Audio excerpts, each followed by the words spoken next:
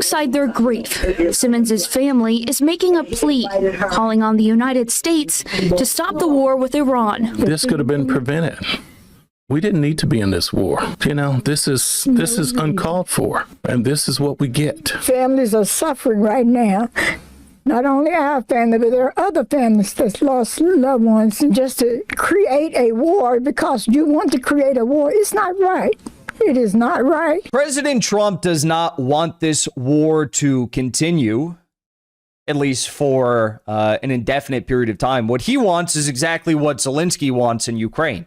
What does Trump want right now? He wants a temporary ceasefire. He doesn't want a regional peace deal. He doesn't want the Iranians saying, as per this regional peace deal, we need U.S. forces to get out of the region. No more U.S. bases in Saudi Arabia, Kuwait, Bahrain, UAE, Iraq, so on and so forth. He wants a temporary ceasefire so they can put a bunch of air defense supplies in these Gulf countries so they can rebuild some of the important infrastructure at these bases. Maybe they can put some new radar systems in. They can increase the troop levels in the region nearby. Maybe send some to the Asia Pacific so they are on, standby to send off to the Middle East. That's what he wants. He's not going to get it. He came out today and he had this to say. Take a listen just a few moments ago. Their leaders are all gone. The next set of leaders are all gone. And the next set of leaders are mostly gone. And now nobody wants to be a leader over there anymore. We're having a hard time. We want to talk to them, and there's nobody to talk to. We have nobody to talk to. And you know what? We like it that way. Their leaders are all gone. We have no one to talk to, and we like it that way. Well, something tells me that you don't actually like it that way, and something tells me they're not talking to you because they're all dead. They're not talking to you because they don't want to talk to you. Okay, because in the first 24 hours of the war of Epstein's fury, the Trump administration sent a ceasefire negotiation offer to the Iranians via Italy, and the Iranians refused. Since that took place, Steve Witkoff, Trump's chief Mossad negotiator, he has been quite literally sending repeated texts to the Iranian foreign ministry requesting that they talk. They've been left on red each and every time. No discussion, no ceasefire.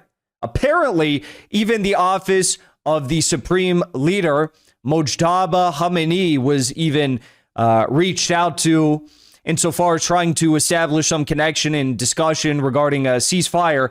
And that was not responded to either. Rejected at each and every level. Trump, they're not talking to you because they're dead. There are leaders. The foreign ministry is intact, the military, the IRGC, the presidency, the Supreme National Security Council, the Supreme Leader's Office, the everything, the Expediency Council, everything is intact in Iran. The reason why they are not talking to you is because they don't want to talk about a ceasefire. If they were to talk about anything, right, what would they talk about? And I don't even think they're ready for this yet. They're saying they're not ready for this. But eventually, what is going to be talked about is a regional plan for security.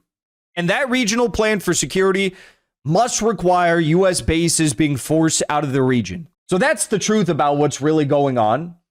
According to Haaretz, Trump has decided to go to the end in his war on Iran until the regime falls. He no longer listens to the advice of his advisors, and difficult days are coming for the world. I would have to agree with that because Trump came out 3 days ago and had this to say. In Iran, because the Iranian regime is still Sky News, if you put boots on the ground in Iran, it will be another Vietnam. Are you afraid of that?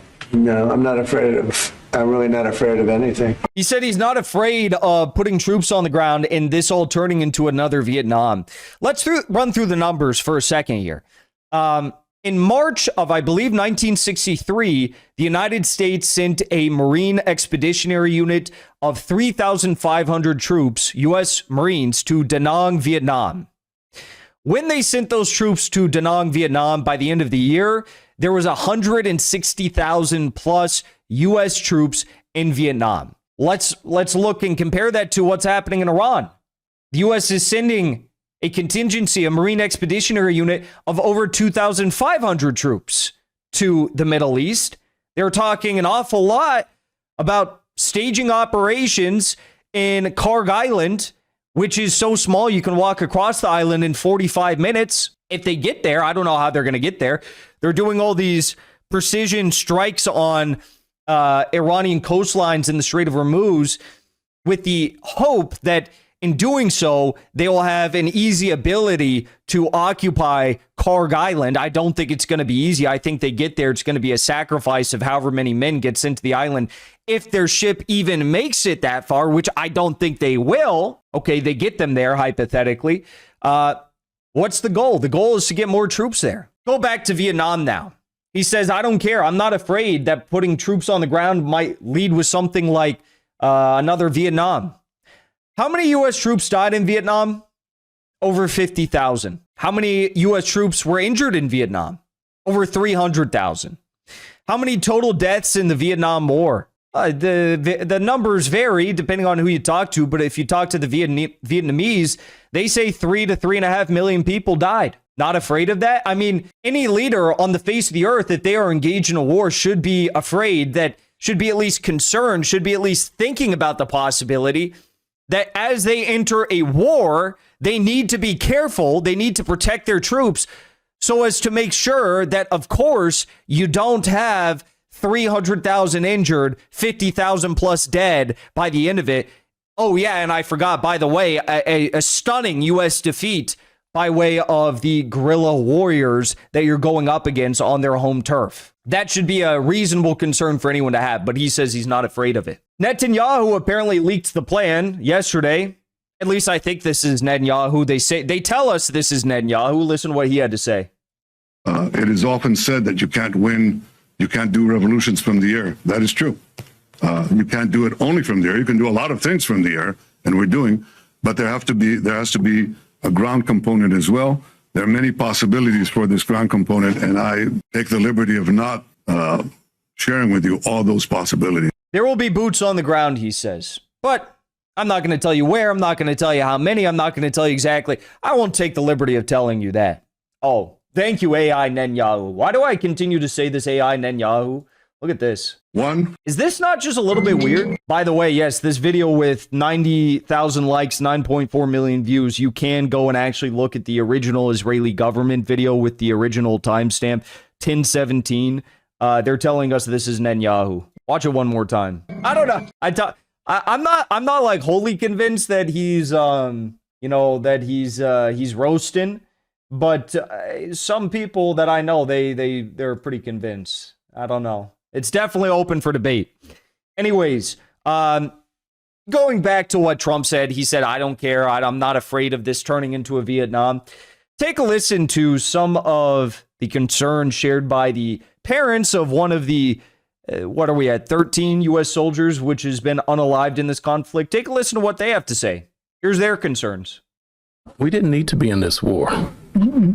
You know, this is uncalled for, and this is what we get. The family of Tyler Simmons tells me the news still feels unreal. They're filled with immense sadness and grief that their beloved pilot is gone, but also anger, feeling that his death could have been prevented. It's just not fair. It's not fair at all. But alongside their grief, Simmons' family is making a plea, calling on the United States to stop the war with Iran. This could have been prevented. We didn't need to be in this war. You know, this is uncalled for, and this is what we get. Families are suffering right now. Not only our family, but there are other families that's lost loved ones. And just to create a war because you want to create a war, it's not right. It is not right. You know, usually in a war, right, when there's parents of a fallen soldier, the government would expect those parents of the fallen soldier to say, oh, you know, screw those Iranians. We're going to go and teach them a lesson. They took my son and we're going to go blow them out of the Middle East, right? Like that's what you, from a propaganda level, if you're the government, if you're the U.S. government, you want them to be saying that stuff. Instead, they're saying, our son died for nothing. He should not be dead. We didn't need to do this. You can't just start a war because you felt like it one day and get a bunch of U.S. soldiers killed in the process. But it seems like we're at just the tip of the iceberg regarding how many U.S. citizens are going to be dying for Trump, for Netanyahu, for Jared Kushner, and for Jeffrey Epstein. An American nurse based in Germany, which, by the way, is where a lot of these injured troops are being sent to. A lot of these casualties are being sent to from, they get sent from one place to Saudi Arabia, and then they get taken to Germany. An American nurse based in Germany tells AF Post that the casualties, wounded, and deceased coming into Germany from the Middle East are far higher than what is being reported. While we cannot confirm death rates, it has been reported that there are hundreds of wounded, with potentially hundreds more slipping under the radar as part of the news cycle, not necessarily because the U.S. is hiding the numbers. Well, I happen to believe that the U.S. is probably hiding the numbers of casualties because, yeah, they have to let you know when people are killed, but they don't have to let you know the casualty numbers. They don't have to let you know. For example, those 6 U.S. Air Force personnel who were killed by way of, what was it, a 358 surface air missile that was launched at the KC-135 air refueling tanker. The U.S. military has said that those soldiers died in an accident, and they don't get the classification. The soldiers that died, they don't get the classification of being killed in combat, or by an enemy aggressor, a belligerent, anything like that. They say they died in a mishap. The KC-135 just magically went down, and then the other KC-135 ended up back in Ben Gurion Airport, and the tip of its tail was clipped off by something, but we don't know how. It just magically all happened, right? So they're not telling us the truth, and they're lying about the things that did happen that they're even admitting to. Probably why American support for Israel has plummeted to 32%, down from 47% 3 years ago. Democrat support for Israel has collapsed to just 13%, a dramatic 21-point drop. The only age bracket in the U.S. that still has like majority or plurality support for Israel is like above 65 years old, which is incredible. Everyone else is opposed to Israel. So we have further news. This was from about this afternoon local time in Tehran today. We had the Boxer Amphibious Readiness Group, and its embarked 11th Marine Expeditionary Unit have deployed early from the U.S. West Coast and are expected to sail directly to the Middle East. Apparently, no lessons have been learned from amphibious landings in the Ukraine war. That seems to be what they're planning here.